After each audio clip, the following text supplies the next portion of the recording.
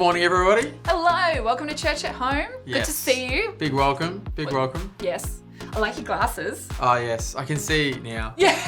Yeah. Before you were just blurs to me. It's good. Yeah, it's a hard launch into the now I do glasses. Yeah. But it's funny, I've been noticing things that I didn't notice before. Yeah. Like actual textures. detail. Yeah. Did you do the thing? I'm supposed to wear glasses as well. One time I put them on and looked in the mirror and was like, oh no. I think that's more detail than day I want. one, I put them on and I was like, wow, this burger bun has so much texture. I thought it was like a brioche bun and it wasn't nearly as smooth as I thought it was. Wow, the beauty of the world. Wow. God's beauty shining in the bun. I can see textures now. So yeah, living the dream. Great. I'm Living really the happy dream. for you. Yeah. Hey, if you would like to connect into this amazing community in any way, shape, or Yes, form. we would love to see you. Yes, Jacob Yeah. can now see you in all Yeah. your texture and detail. Whether you want that or not, I'm not sure. But we would love to help you connect into this place because lots of fabulous people. Yeah. So you can do things like life groups. You can join a life group, which is where people meet generally in people's homes, eat Yeah. some good food, have some good chats. Yep. It's pretty fun. Youth, Youth is 10 out of 10. 10 out of 10. All our young people are A couple of your amazing. kids go to youth. Yes, and they love it. They come home from youth every time, just like raving about the fun games they've played and awesome people and like just on a high. And it takes so long to calm them down and get them to go to bed. Great. But it's great. I mean, not a Making great memories. They love it. It's a wonderful thing. That's so good. And we've got prime timers as well. Yes. For the 60 pluses. Yeah. You want to be 60 plus with other people? You can do that. They do all sorts of They things. do fun things. Yeah, Yeah. they've been whale watching. They go on like cool I wanna go botanical whale watching. gardens. Yeah. They've been bowling, all sorts of stuff. Loving it. We've also got something really special coming up, and that is Broadway in a Week. Oh yeah. But junior. So we're doing it for the kids this time, 8 to Cute. 12-year-olds. So that's coming up in the holidays. It's this next week coming up. And you can get tickets for that. It's going to be Seussical Kids, and they're doing 3 shows. They're doing Saturday, and then 1 on Saturday and 2 on Sunday. yeah, I think it's 3 p.m. on both days and maybe And 6 there's 5. p.m. There's a 5, p.m. I think, as well on the Sunday. My daughters are all Ooh. helping. Indy's in it, and then the others are helping backstage, and I'm Great. helping. And I'm so excited. I can't wait to hang out with these kids So and good. just watch them put on this show. But if you do have a kid yourself, this is a great one to bring them to because it's only a little half-hour show. Easy. It doesn't require a lot of attention span, and it will be fun, and they'll get to see other kids on stage doing stuff. Yep. So do get along. It is an excellent entry point if you want your kids to love the theatre. Ooh. That's how sell. I did it. I got them into it with Good Broadway sell. in a Week. Yeah. Oh, I like it. also, Speaking of fun things. yeah. Easter is coming up. I love Easter. Love I reckon Easter. one of my favourite holidays. I mean, Yeah, I was gonna say, is it like Christmas's like younger brother or something? cousin. I was gonna say, I don't know. They Equal? go so Twin. beautifully together, don't Go they? twin. Yeah. Christmas's twin. Yeah. Uh, Different reasons though. Like Yeah. Christmas is obviously we know energies. the reasons and the meaning behind it are Yes. both equally important. But also I'm going purely on like Presents and toys. holiday front Yes. selfishness. I'm like, Christmas is fun because you've got, the feast and you've got the presents and the family and the hanging out together. Even longer holiday. Easter I love because it's like, let's stretch it out. Yeah. You know what? Let's just relax. It's got the Friday foreshore festival thing happening. Plus the combo deal with like Anzac Day being quick, like pretty quick after. Yeah, that's a winner. 3 short days. It's pretty much 2 weeks off. Sorry. Living the dream.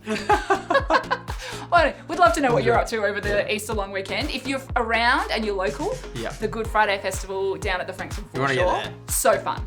Oh, yeah. Love it. There's coffee van, food trucks, activities Sausages. for the kids. I love sausages. And all of the local churches from across the peninsula all get together Yeah. and we all sort of run it together. Yeah, it's a beautiful picture of like unity within the churches. Yeah. It's such a lovely thing. Yeah, big fan. Yeah, to And on show Easter community. Sunday, Yes. we've got baptisms at church.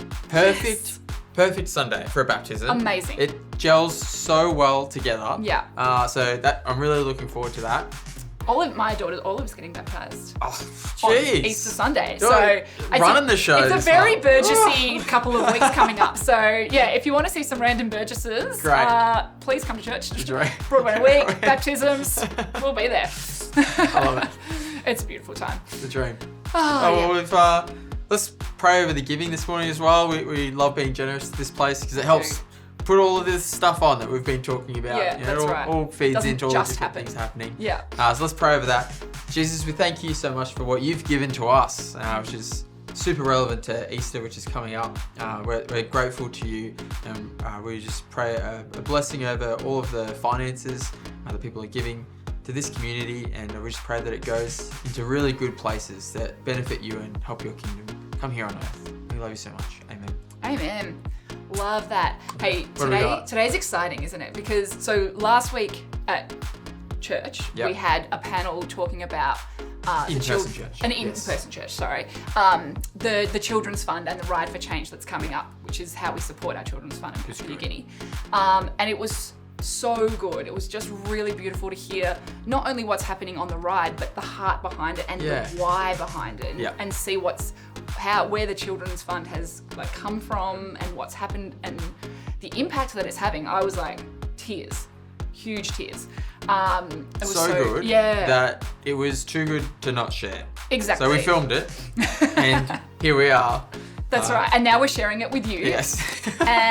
So really, please just get into it, watch what's happening, and just be proud to be part of a church that's doing something so significant. And if you want to get behind it, we would love that. You can head to the website to donate or give in the Sponsor a in the rider. app. Means a lot to Sponsor a rider. Speaking of probably Burgess. Jacob or Josh. Yeah, your husband Josh is riding as well. So it's another Burgess Yes. featured Yeah, in the. that's true. Yeah, It's very Burgessy Yeah. at the moment. we're doing the K's. He's K's in the bike. got a broken arm at the moment and He's in- yeah. training in a different way. He's visualizing himself on the bike. Just really hoping to get on the bike. He'll be fine. It'll be fine. It'll be great. So yeah, Anyway, tune in, hear about the ride, hear about the Children's Fund, and hopefully we'll get to see you at Easter very soon. yes, sounds good. So I'm Tim Costello. I'm very, very pleased to be in Port Moresby in the Gateway School here in Moitaka. On the way here, we pass government schools that really are buildings that should be torn down. And then you see the Gateway School with these beautiful colours, with these kids with uniforms, with a canteen that feeds them, and kids who would not get an education being given a chance, and suddenly your spirit soar. This is a little bit of the kingdom of God thanks to Gateway Church here in Moresby. The only job adults really have is to protect and educate children, to give children a chance. And when 60% of kids in New Guinea do not even get a year of primary school, here is Gateway with over 250 students, bright, shining faces given a chance. Nothing is more moving than that.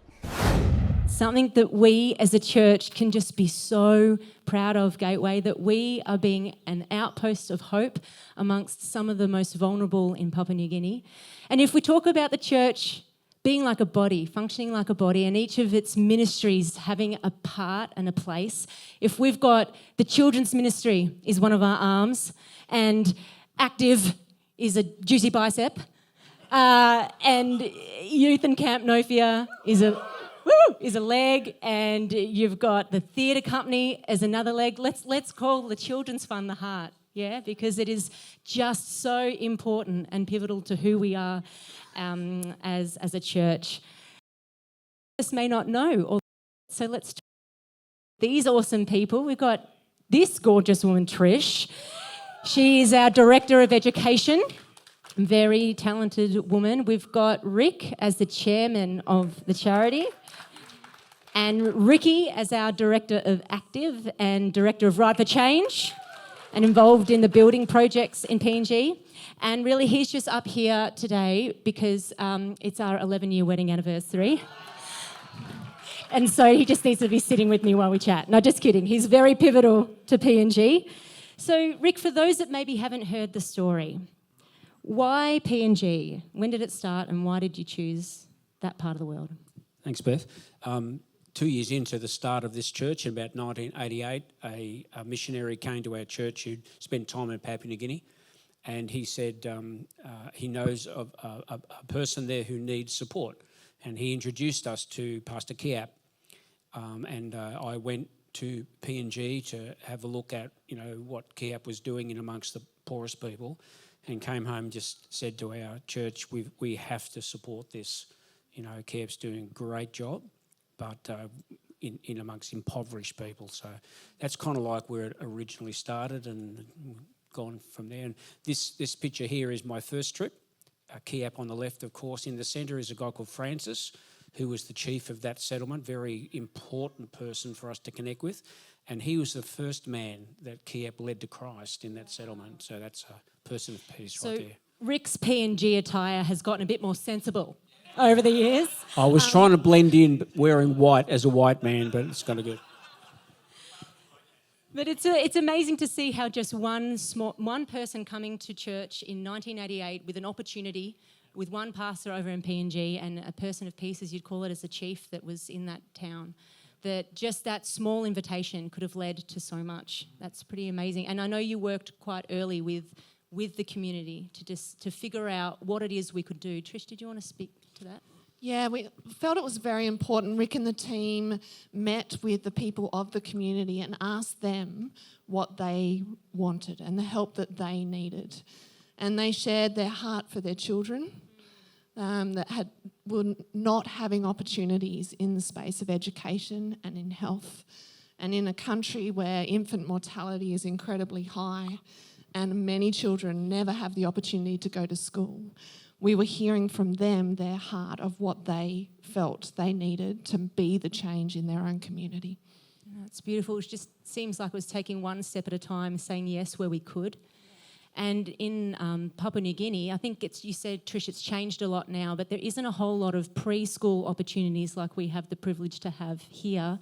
So there's a big jump between the littles and starting school, and often they don't quite hit the marks with literacy and things. Yeah, so there's requirements to be able to enter into primary school. You have to have some basic literacy, but there was no opportunity for these children and families to gain that, so they couldn't get into school.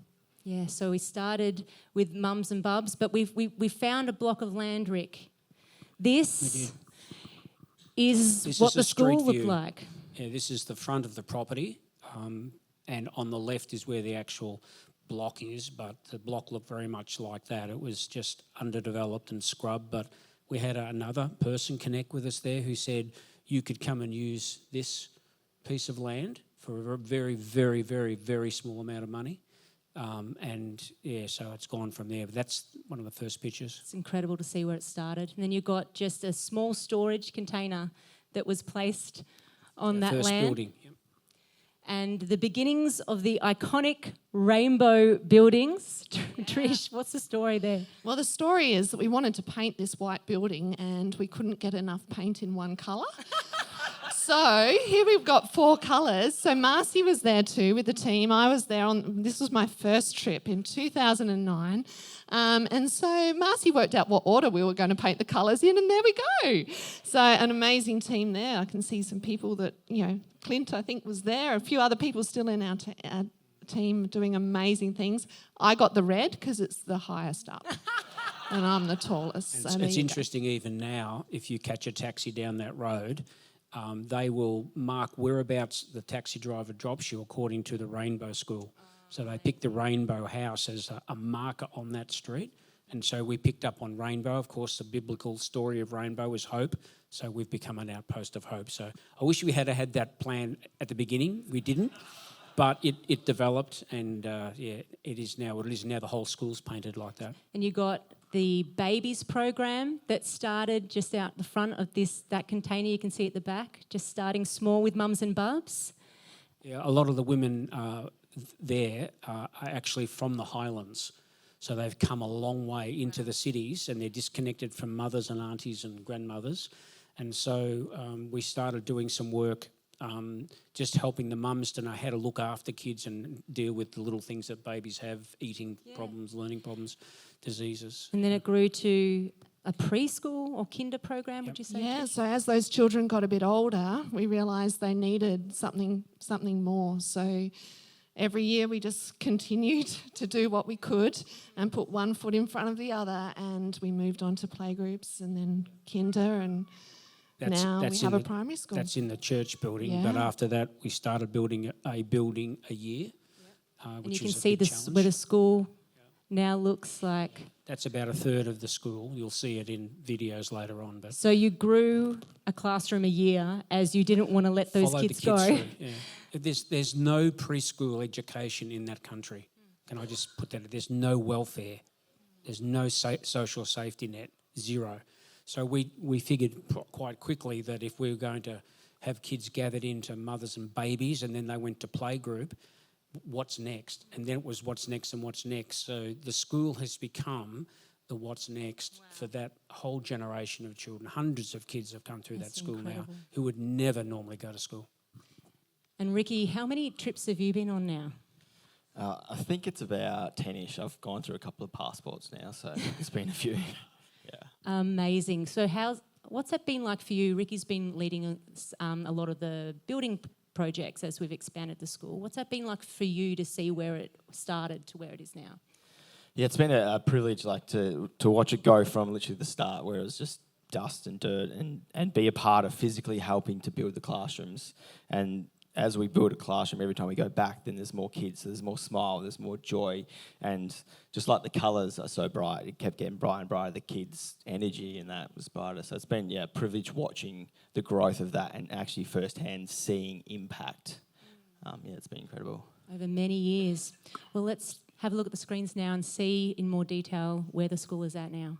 I'm very happy and I love to come here because it's a very nice school and I'm really proud to be putting my child in this school here, and I'm very, very happy, and she's learning a lot of things that other schools they cannot learn from what she's learning here right now.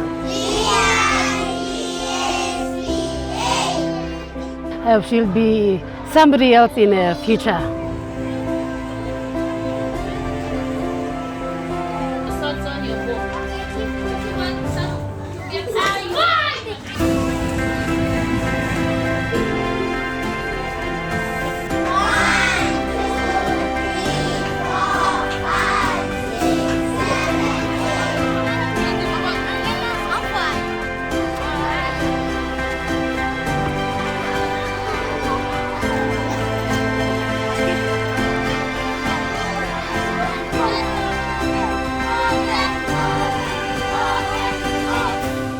Anybody whoever support this school, I'm very proud of it. I said thank you for such kind of people helping this school to grow big, better, and nice for us to come take our children here, come learn very new things, and I'm very, very happy and proud of it.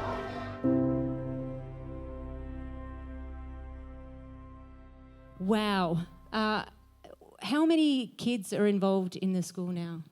Well, I have just this week done our most recent reporting with Global Development Group, and this year we are going to be impacting 484 children each week. So that includes about 150 little people that are involved in the Mums and Bubs programs in both Moitaka and Goroka up in the Eastern Highlands, and then our early childhood programs and all the way through to grade 6. That's so what an amazing. incredible impact. Yeah. Well done, Gateway.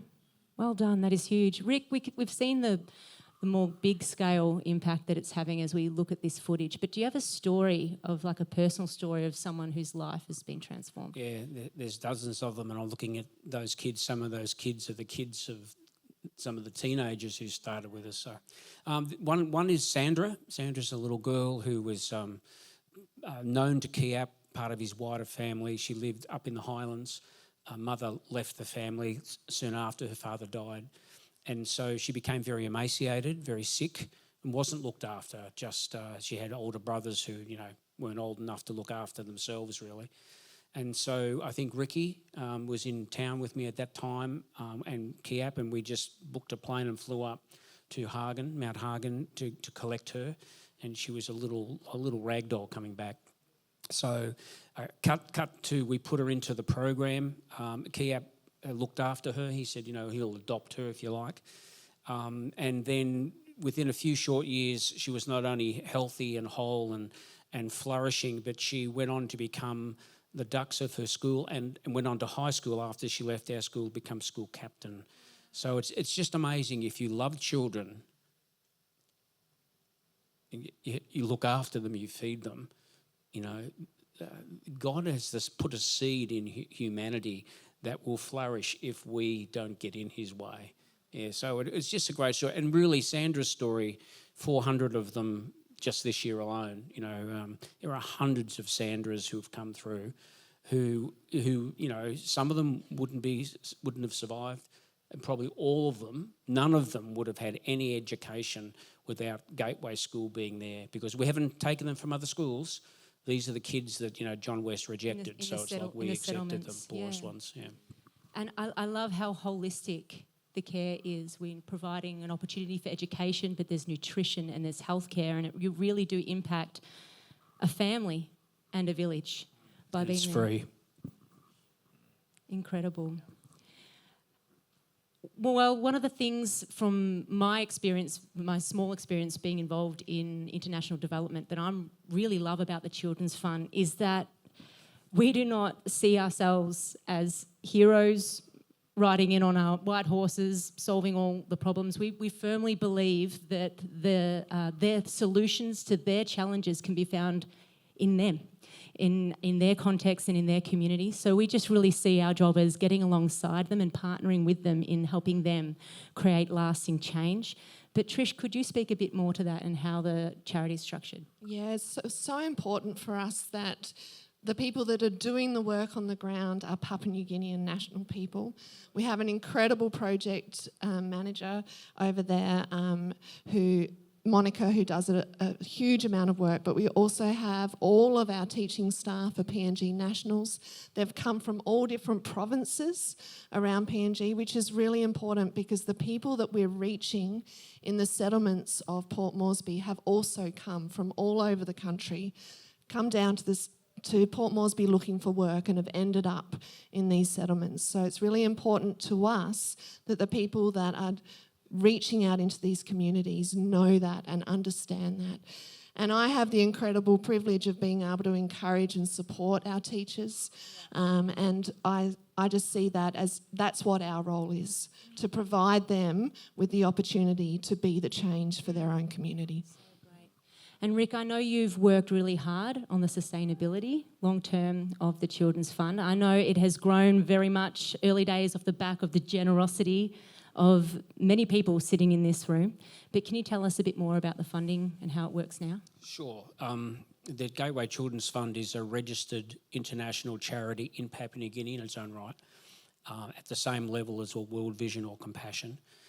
But about 1/3 of the funds come from this congregation here, from people here who donate weekly or monthly to the Children's Fund. About 1/3 of our funding, and that's so important. It's foundational. That allows us to build towards what we need.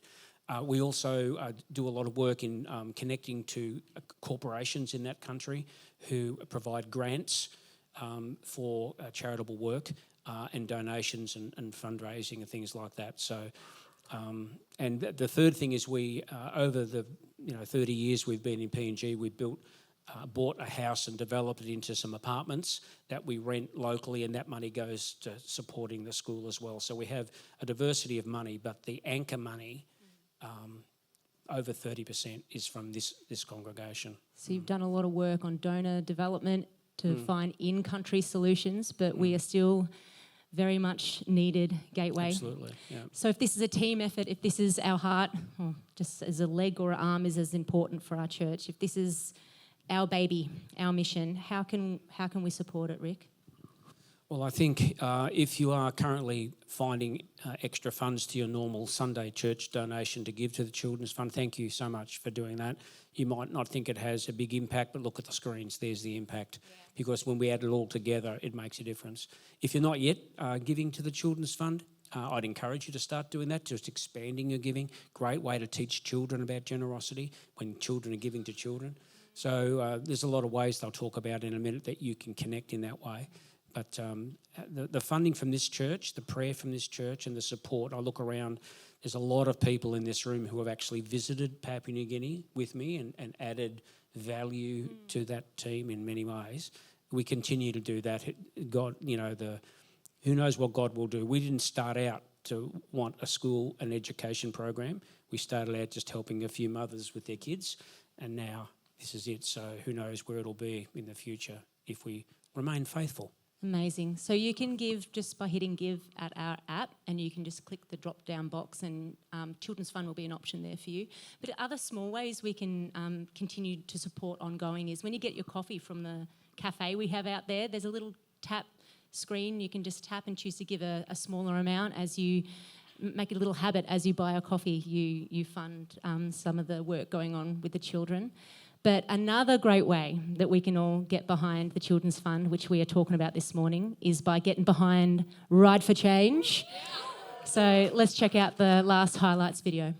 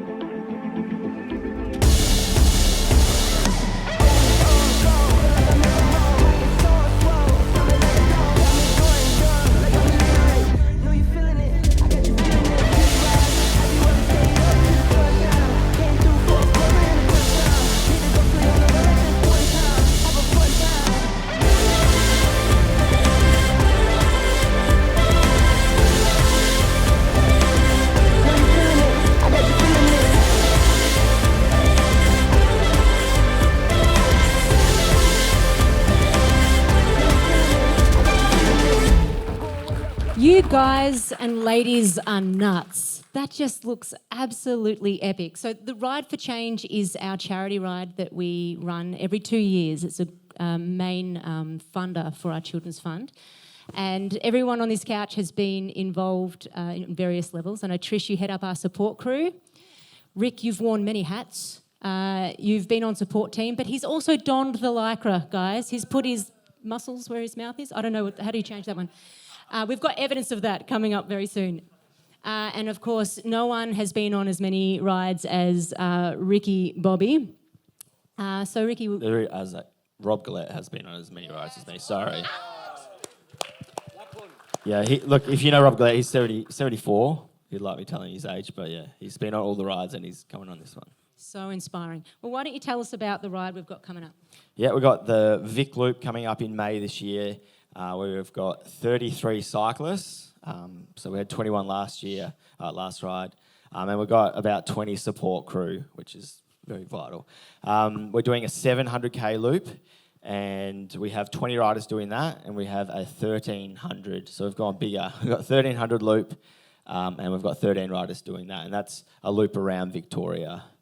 Amazing. So what made you decide to do the two groups this time? Because we're a bit crazy. We wanted more work. No, to create more opportunity, we want people that have done the ride in the past to feel like they can keep joining us. So for some of them, it's adding more Ks and making it more of a challenge to get them on board for that. And that opens another world of kinds of cyclists, which has been great. And also the 700 allows people to continue... Sorry, it happens all the time. Continue riding with us, and also it allows the entry level to be lower to get more people included in it. Our goal is $150,000 this year, so we do need as many cyclists as possible. So having the two rides has really helped jump that. So good. Well, Ricky, I know you're very passionate about this ride. I think this is his favourite thing in the whole wide world, second only to maybe Christmas, if you know Ricky. I've seen firsthand the hours and the heart that you put into it. Why does it move you so much? Why do you get so excited about it? Because it's riding bikes. Firstly, obviously, being a part of, PNG and watching the impact there. It's also the impact that it makes on the cyclists. Convincing people to do something that maybe they haven't thought, or, people setting a goal and riding for 7 days in a row, ridiculous amount of Ks, like super tired. It just makes a huge impact on them. When you do something tough and finish it and see it through, it grows you and it does stuff. But when you do that as a team, like, it just does something at another level. And that's just been, incredible to see. Because it is so hard. I mean, I've never gotten on a bike like that in my life, but watching, I'm exhausted. And for context, like, the 1300 is 6 days in a row of over 200 Ks, and then the final day is 70 Ks. So we get a rest. But, like, that's, if you've ever done around the bay in a day, that's doing that 6 days in a row. So it's pretty scary. Yeah. That's really, that's an incredible achievement. But I love how the Ride for Change has that twofold meaning. It's changing the lives of the kids who need it most, but it changes the team that go on this adventure for the kids as well, which has been beautiful to see. But do you have a story, I guess, of how it has been so transformative to one of the riders? Yeah, I think, like, a common theme for a lot of them is, like, in a church sense, maybe not finding a place that they necessarily fit in. Maybe they feel like they're a little bit on the outer, and watching them come in and build relationship and find their space, find their passion, go there, whether that's on the support team or riding bikes. So, yeah. That's great. What about from your perspective, Trish, how it's been for the ride? It's such a privilege.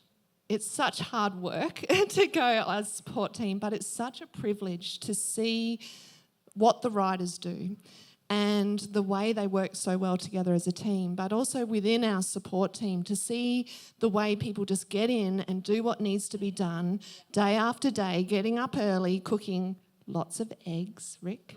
Rick is very good at cooking lots of eggs. And just supporting the riders to see this happen. Because without the support team, these guys wouldn't be able to ride. They'd be very hungry. They'd be very hungry.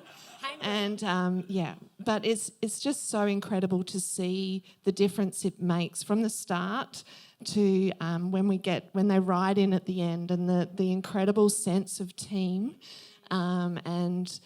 just to see all that sacrifice and work just makes such a difference. Yeah. And it is quite emotional being part of the cheer squad back here as they ride in on that last day. You can feel that sense of relief, but also realising the significance of what they've achieved. It's pretty phenomenal.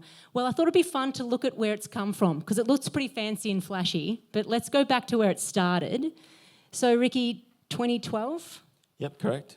How many riders did you have? We had 7 riders, and me and Frank Gear, who's Look in at that you and picture, your little kids. sort of sat down and decided, let's do a big ride.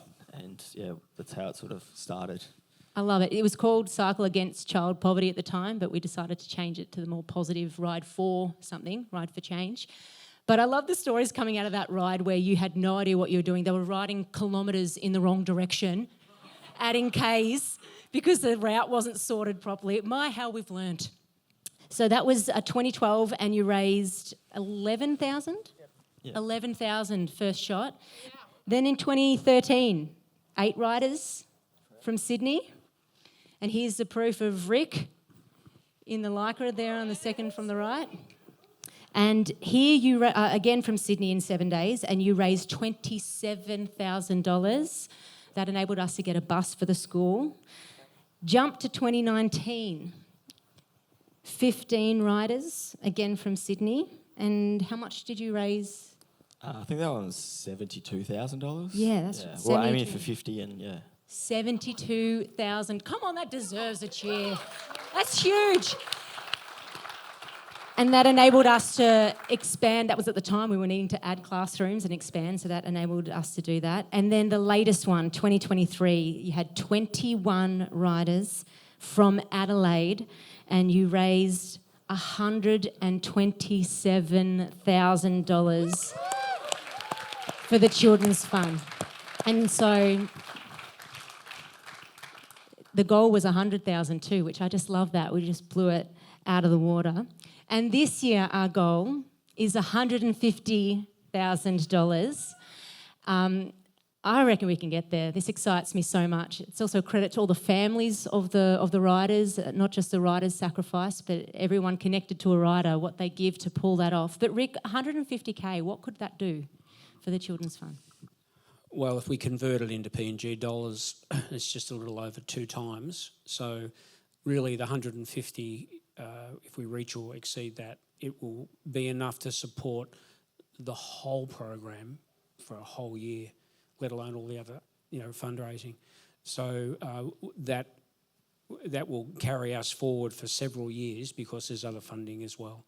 And can I just say, as amazing as it is to have a team of riders and a support team, really the whole concept is that giving is a team sport when you're a church.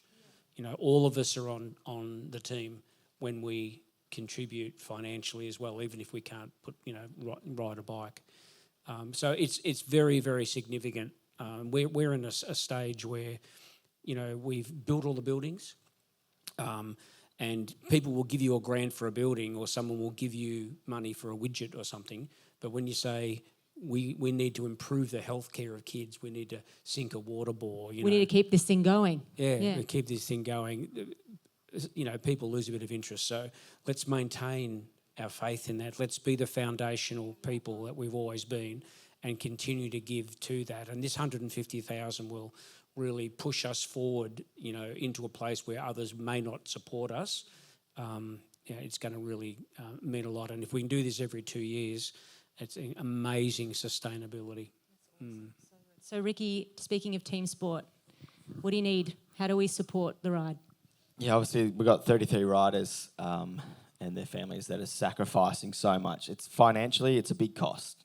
And then also taking a week off work and just the amount of hours they have to train in the lead up. We start a year out. So there's a lot of sacrifice in that. So choosing a rider and supporting a rider, which you can do through our website, and when you chuck a donation in, write an encouragement in there, it's just the sacrifice from these guys is massive. Yeah. Another way is obviously just sponsor the ride in general, but another big way is corporate sponsors. Obviously the cyclists do a lot to raise money, but we rely on corporate sponsors as well to sort of get us over the line. So if you have a business or someone with a business, hook me up, and it's tax deductible. So, yeah. So you'll be out in the foyer with some of your riders after this, so people can head out there, get a coffee. It's not just guys. No.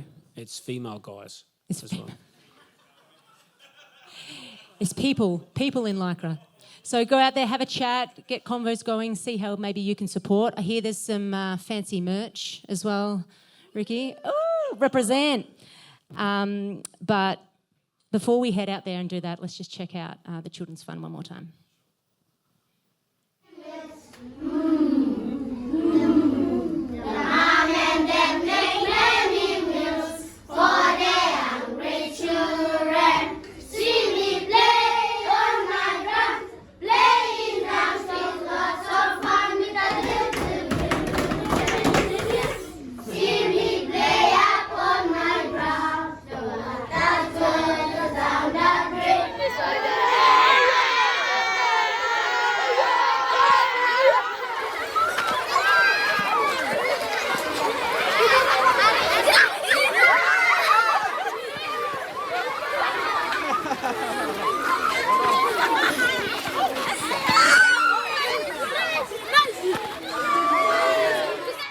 Everybody, this is Mr. Nathan Capiapa, and he is our head teacher here at Gateway Christian School. Nathan, can you just tell me what it is that you really love about being able to lead this school? The kind of environment that is provided, where God's words are in here. So I can see there is love and care, all these things. For us teachers to provide for the kids, that makes me really proud to work in the teaching and learning is always improved. Having kids from the settlement coming in here to get quality education like what rest of the other government schools are doing. Our first grade sixes here at Gateway Christian School. Delisha, can you tell us what do you really enjoy about coming to Gateway Christian School?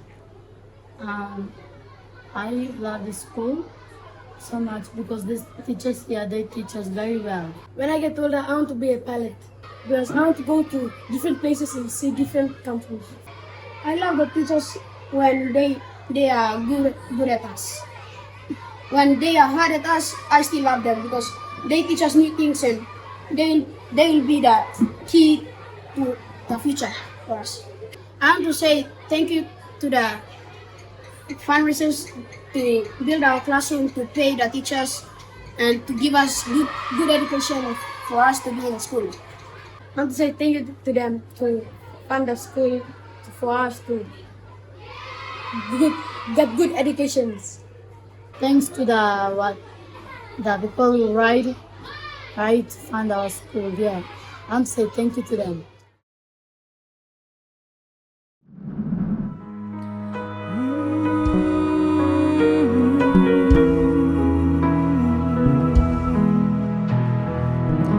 Before I spoke a word, you were singing over me. You have been so good to me. Before I took a breath, you breathed your life in me.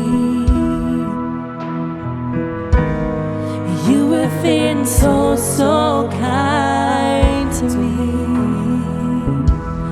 And all the overwhelming, never-ending, reckless love of God, no, it chases me down, fights till I'm found, leaves the 99.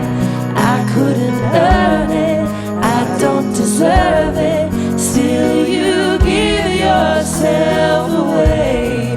No, the overwhelming, never-ending, reckless love of God.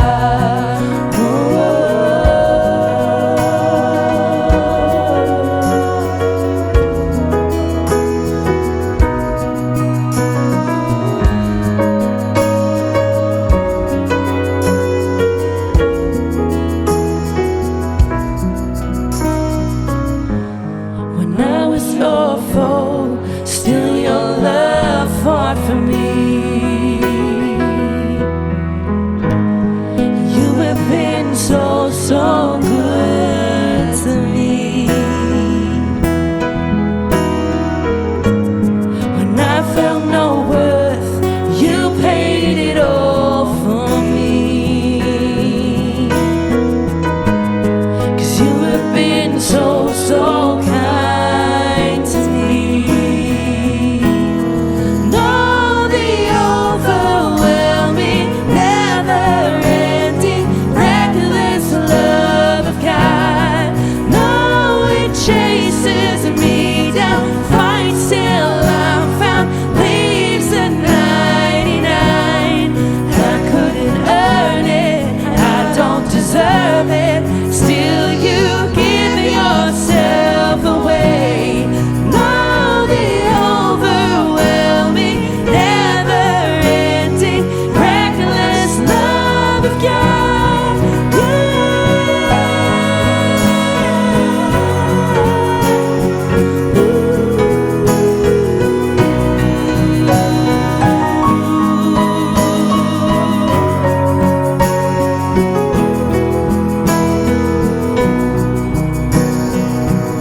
There's no shadow you won't light up, mountain you won't climb up, coming after me.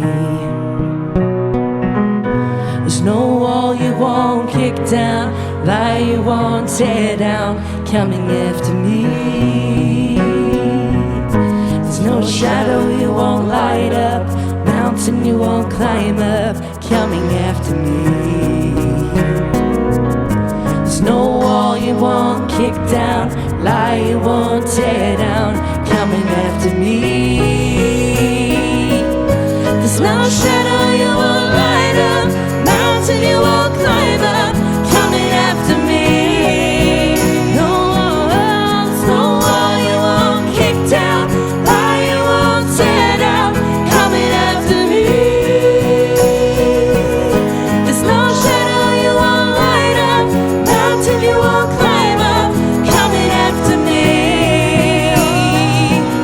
There's no wall you won't kick down, lie you won't tear down, coming after me.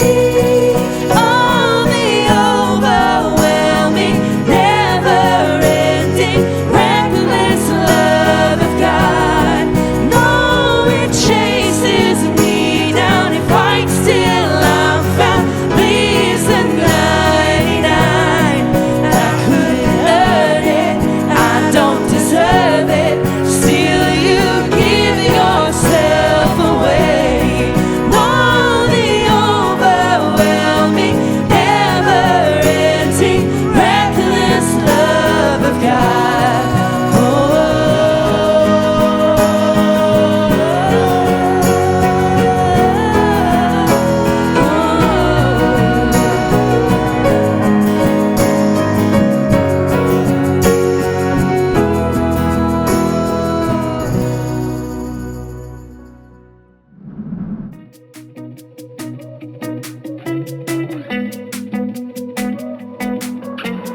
When I look back, I can see your hand all over my past. Even in the times I'd rather forget, I just can't believe you'd love me like that, love me like that. You never let go. Thought I was alone, now I know you were close. I can see it now, you were bringing me home. I just can't believe you'd love me like that, love me like that. Every day gets better when I'm walking with you. Oh, you're my hope forever, what a beautiful view. I will give you praise for the things you've done, and every single way that you've shown me love. God, you have only just begun, so come on, come on, there's so much better to come. So much better to come. So much better to come. When I look back, I can see your hand all over my past. Even in the times I'd rather forget, I just can't believe you'd love me like that, love me like that. You never let go. Thought I was alone, now I know you were close. I can see it now, you were bringing me home. I just can't believe you'd love me like that, love me like that. Every day gets better when I'm walking with you. You're my hope forever, what a beautiful view. I will give you praise for the things you've done, and every single way that you've shown me love. God, you have only just begun, so come on, come on, there's so much better to come. So much better to come. So much better to come. You never left me, you always helped me. Got through the fire,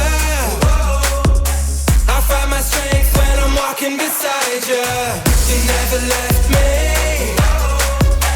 you always helped me.